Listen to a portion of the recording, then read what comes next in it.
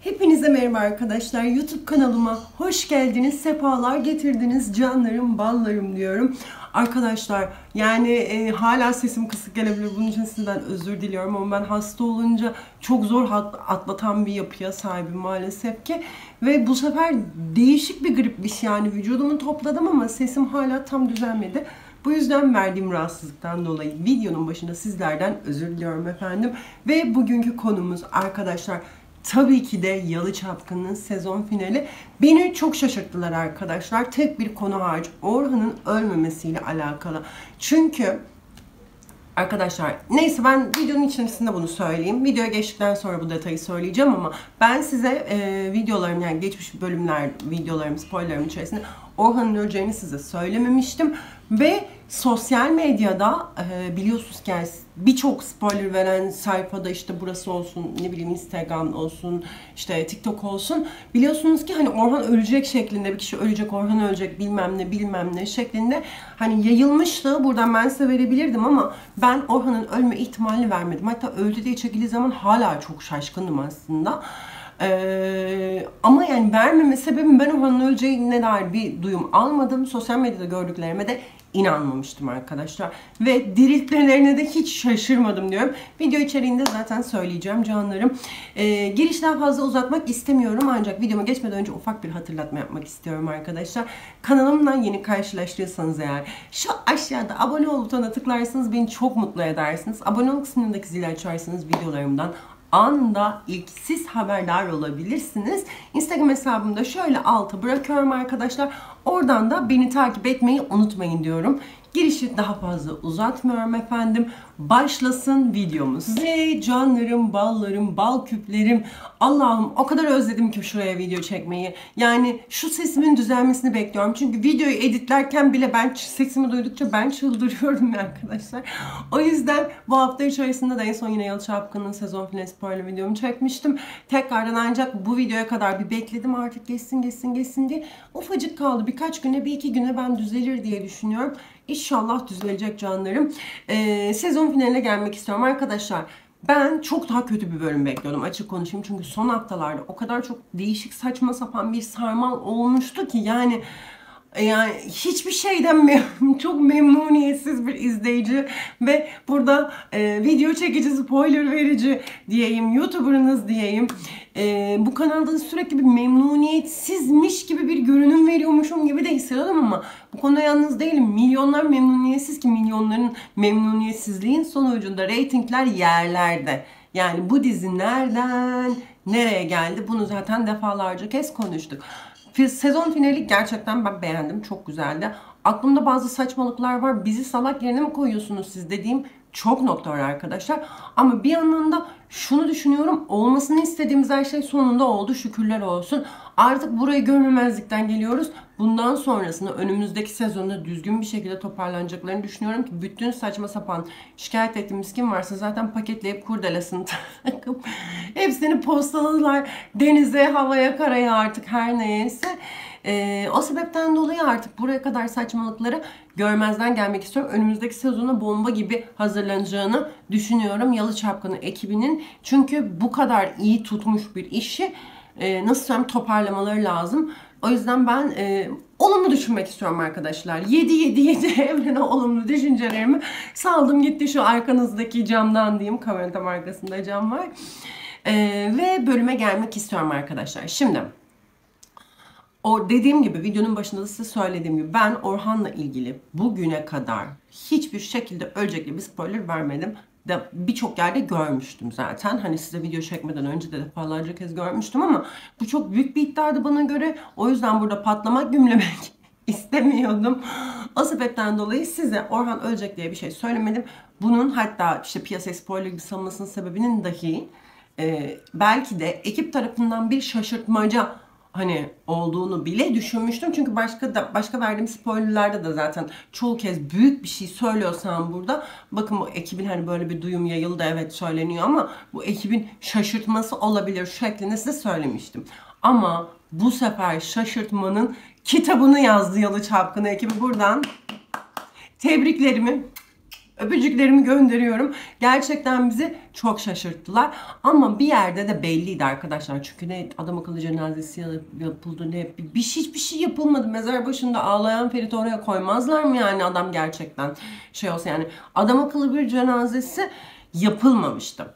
Şimdi buradan zaten belliydi arkadaşlar, ama öyle bir şaşırtmaca ki ekip pasta kesti, alkışlandı, üflendi, bir şeyler oldu ve bu görüntüleri servis ettiler.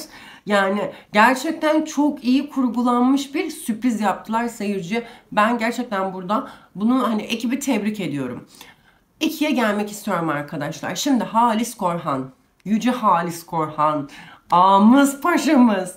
Senin madem bir gece, iki, hatta kaç 36 saat muhabbetler değil mi? Bakın, madem senin bir gün bir gece, yani 1,5 günde çözebileceğin bu olaydı, biz neden bu kadar çatlattın Halis ağamız paşamız? Yani illa Ferit'in mafyalığa soyunması mı gerekiyordu? İlla kendini ateşe mi atması gerekiyordu? Madem sen tek günde, bir günde, iki günde Tarık'ıdır, Saffet'idir, Şehmuz'udur, Tayyar'ıdır, efendime söyleyeyim.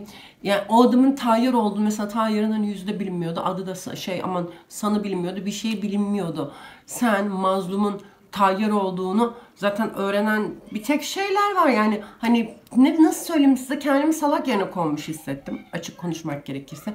Ama bir noktada da Halis Ağa'nın tekrardan böyle bir gücünün gösterilmesi, çünkü madem o kadar hani çok güçlü aile falan, bir şey yapamıyor, çocuklarını bile koruyamıyor, adamları bulamıyor, adamın yüzünü öğrenemiyor falan filan, sözde koskoca Antepleri öğrenemez mi?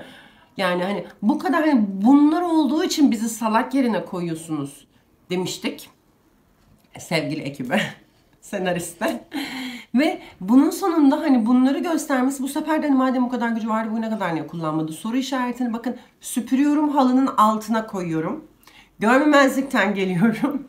Ve o aile birbirine sımsıkı konuşamadım. Sımsıkı sarılmış aileyi, özellikle o konteynerde hani hepsinin birlikte bir yürüyüş, geniş çekim yürüyüşünü almışlar falan.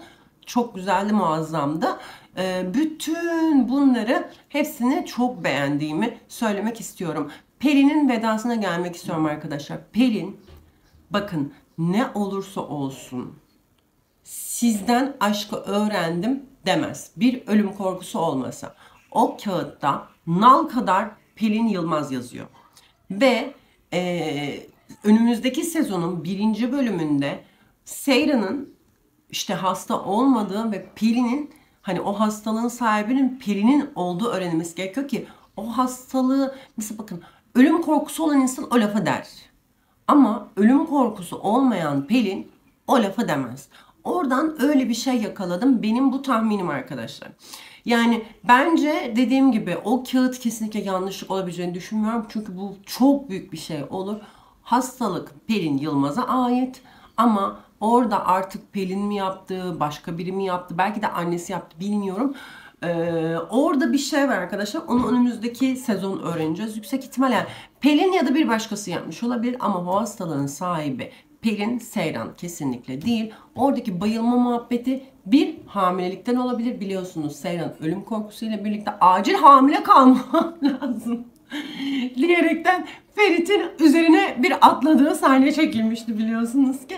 O sebepten dolayı o gün gündüz çekimiydi galiba. Yani her neyse, o günün, o gecenin, o yakınlaşmanın meyvesi olarak Seyran'ın hamileliğini önümüzdeki sezonun 1. bölümünde göreceğimizi düşünüyorum arkadaşlar. Ya da aşırı heyecan olabilir, aşırı stres olabilir.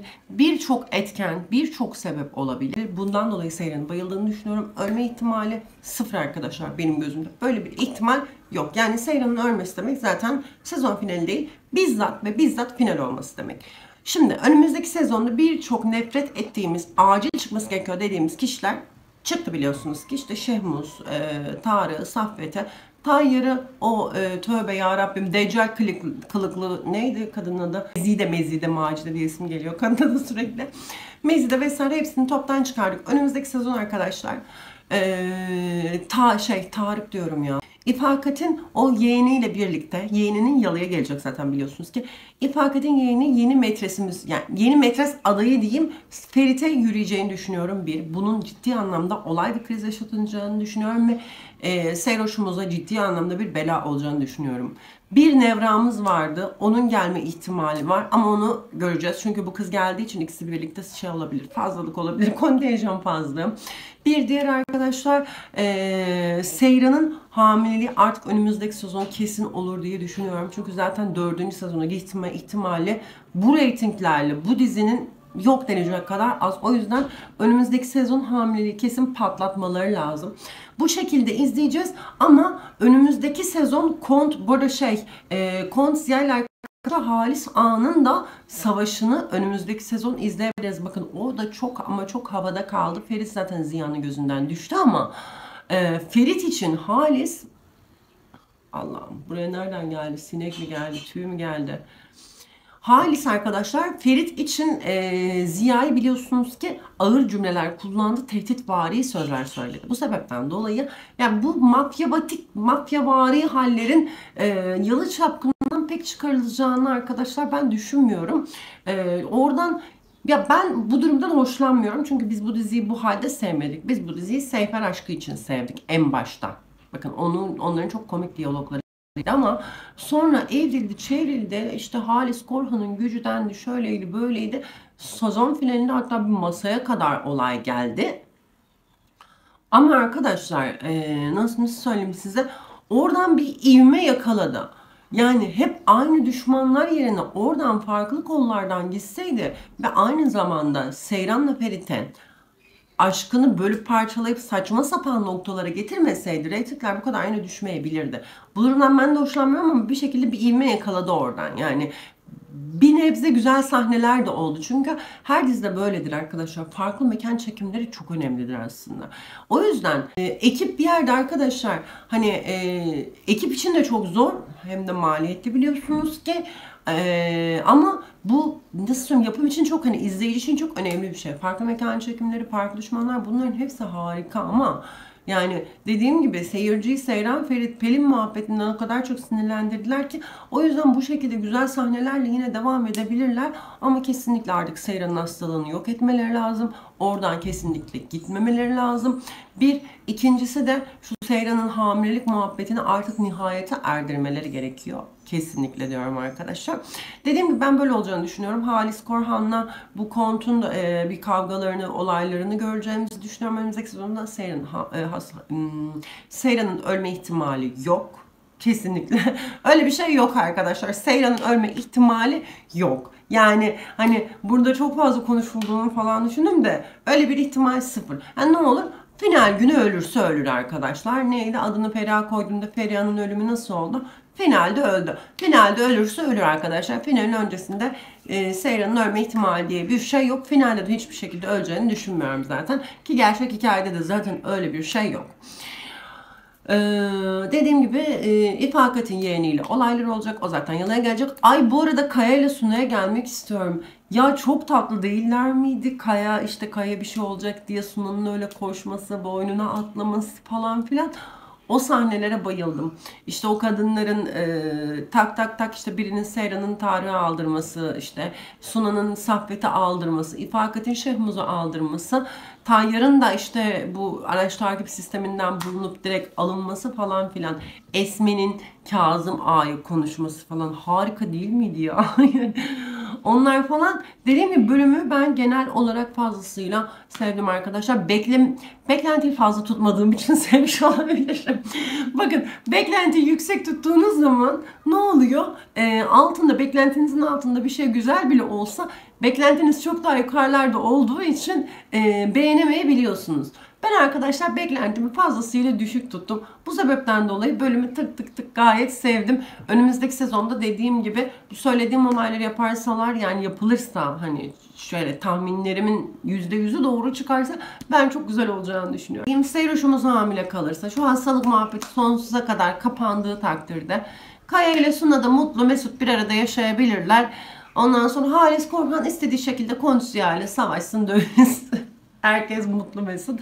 Benim hayaller pembe gözlüğümü taktım. Bunlar olursa mis gibi dizimizi izleriz. Reytingler yine güzel güzel çıkar arkadaşlarım, canlarım, ballarım. Benim anlatacaklarım bu kadar.